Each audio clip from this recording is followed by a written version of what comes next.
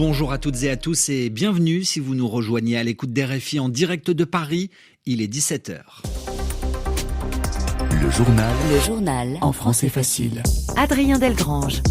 Avec au sommaire de cette édition du 21 mars, pour la première fois, les États-Unis défendent à l'ONU un cessez-le-feu immédiat dans la bande de Gaza. Ce coup de tonnerre politique, les sénateurs français rejettent le CETA.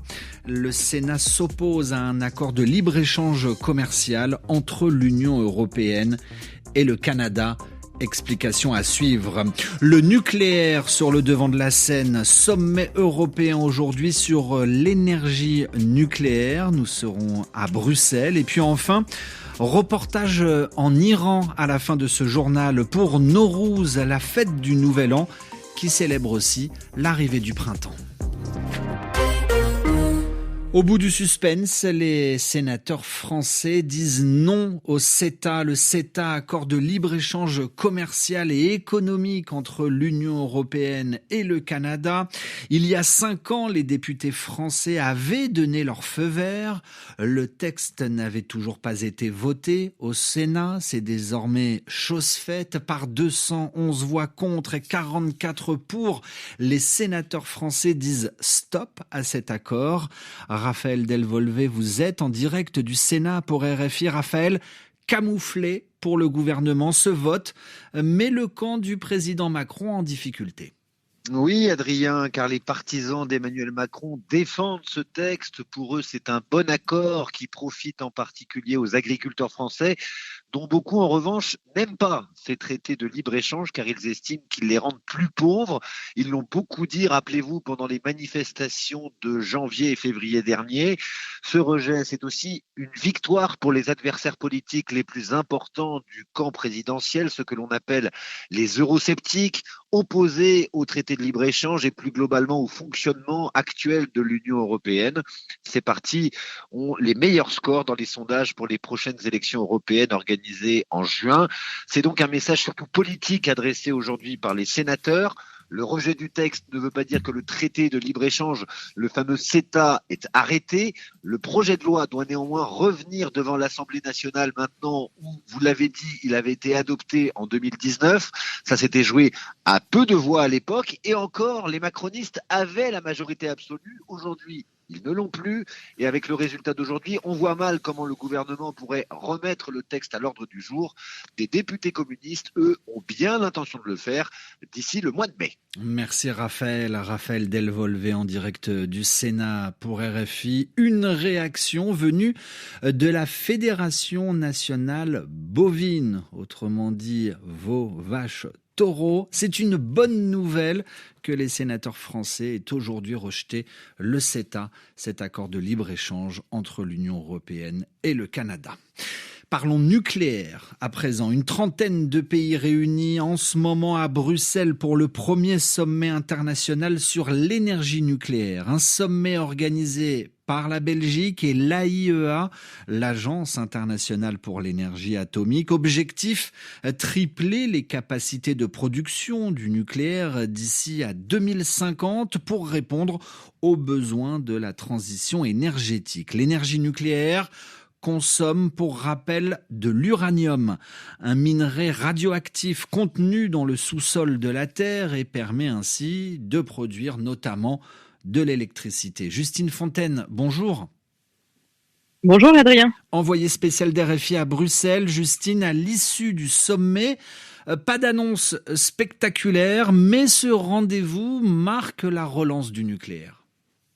Oui, la IEA et les pays présents, en majorité des pays occidentaux, avaient plusieurs messages à faire passer, à défendre, malgré l'accident de la centrale nucléaire de Fukushima au Japon en 2011 et malgré aussi les craintes autour de la centrale de Zaporizhzhia en Ukraine. Eh bien, pour eux, l'énergie nucléaire est suffisamment sûre, assez sûre. Surtout, à leurs yeux, c'est une partie de la solution pour répondre à l'urgence climatique. Le nucléaire n'est pas une énergie renouvelable, mais elle émet peu de gaz à effet de serre, les gaz qui réchauffent la planète. Selon les participants, cette énergie est complémentaire de l'énergie solaire ou encore de l'énergie éolienne l'énergie qui vient du vent, Adrien. Mais construire de nouvelles centrales nucléaires coûte cher, voire très cher. L'une des questions de ce sommet, Justine, était de savoir comment les financer. Car les nouveaux projets qui sont déjà en cours en France, par exemple, ont vu leur prix augmenter d'année en année. Le budget prévu a été largement dépassé.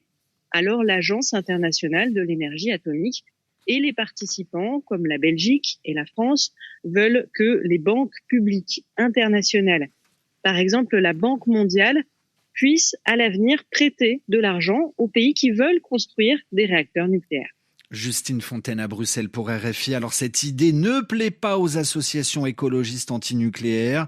Elles ont manifesté aujourd'hui pour dire que l'argent du nucléaire devrait aller plutôt aux énergies renouvelables. Le journal en français facile. Dans quelques heures au siège des Nations Unies à New York, sur proposition des États-Unis et pour la première fois, un projet de résolution de texte non contraignant à l'ONU devrait appeler un cessez-le-feu immédiat dans la bande de Gaza. Ce changement de position des États-Unis, allié historique d'Israël, a été annoncé par le secrétaire d'État américain Anthony Blinken, en ce moment en tournée au Proche-Orient. RFI à Téhéran, il est 18h36. Nowruz, c'est le nom de cette fête traditionnelle. Une fête qui célèbre le Nouvel An en Iran, Nouvel An du calendrier persan. Un Nouvel An qui coïncide avec l'arrivée du printemps. Nowruz célèbre le début des beaux jours, le réveil de la nature. Mais cette année, le cœur est loin d'être à la fête. Siavosh Ghazi est à Téhéran.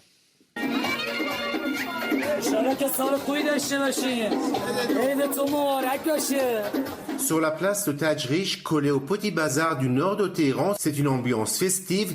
Les musiciens sont là et les vendeurs ambulants ont envahi depuis plusieurs jours les trottoirs pour vendre toutes sortes de produits, surtout des petits poissons, des tulipes ou encore des produits que les Iraniens achètent pour décorer la table de Nowruz. Mais personne n'oublie la situation économique qui s'est encore aggravée, comme le dit Mohamed, un père de famille venu faire ses courses avec sa femme et sa petite fille. Nous espérons que la nouvelle année sera bonne pour nous et qu'il n'y aura plus une inflation comme maintenant. Les gens sont sous pression. Si les dirigeants le veulent, tout est possible. C'est aussi l'avis de Yasmine, une femme d'une quarantaine d'années qui a une maison de coiffure. Nous aussi nous en pâtissons. En apparence, nous gagnons peut-être plus d'argent, mais nous devenons chaque jour plus pauvres. Pour Ali, la situation économique est également une priorité, même s'il affiche clairement son soutien au pouvoir. Grâce à Dieu, la situation économique va s'améliorer avec les efforts que fait le gouvernement. Dans la région, tout va tourner au profit de l'Iran et beaucoup de problèmes du monde seront réglés.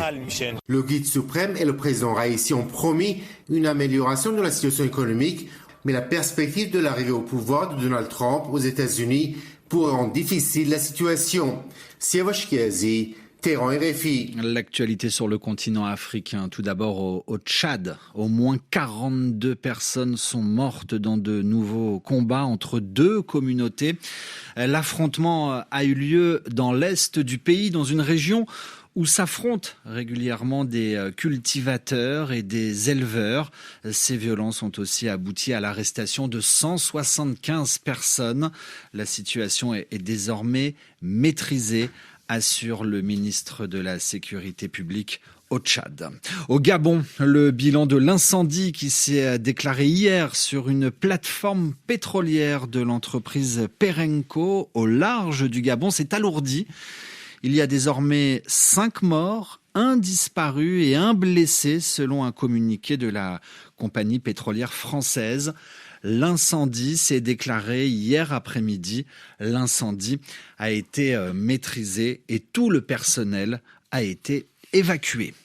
Ainsi se referme ce journal en français facile. Et comme tous les jours à cette heure-ci, l'heure de passer le flambeau à Annie Gasnier. Bonjour Annie. Bonjour Adrien, bonjour à tous. Avec aujourd'hui au programme de Radio Foot International.